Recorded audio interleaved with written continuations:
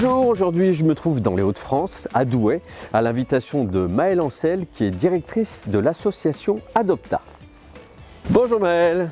Bonjour Jérôme. Alors j'ai envie que tu m'expliques ce qui se cache derrière cet acronyme de l'Adopta et puis quel est l'historique de cette association. Alors en fait l'Adopta c'est l'association pour le développement opérationnel et la promotion des techniques alternatives en matière d'eau pluviale. Que ça.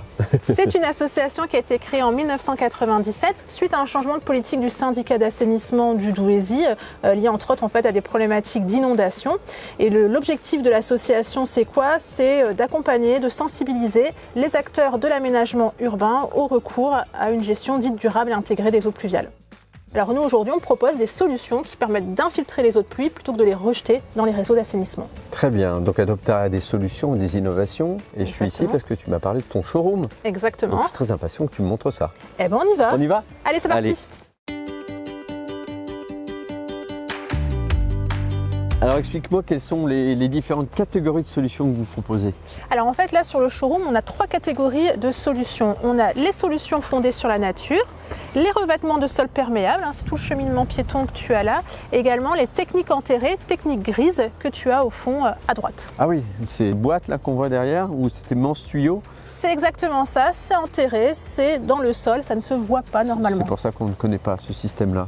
Là, on a quoi? C'est pour les toitures, ça? Ouais, là, tu as de la toiture végétalisée, donc en pente ou plate. Juste avant, on avait aussi du jardin de pluie et également de la noue, ici sur ma droite. De la noue. De la noue, à ne pas confondre avec un fossé. Là, ce qu'on a depuis tout à l'heure, ce sont différents revêtements qu'on piétine. J'imagine que chacun de ces revêtements est de nature différente et poreux, du coup. C'est ça, l'eau de pluie s'infiltre directement à travers ce revêtement.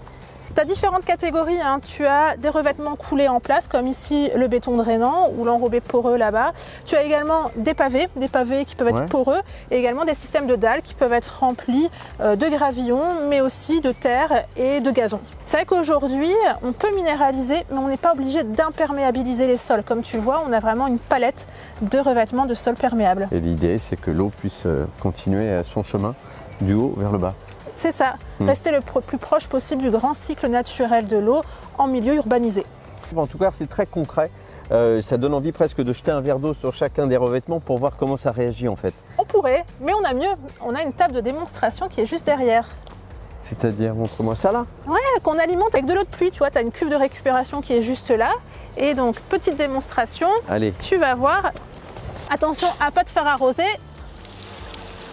Ah, c'est trop tard.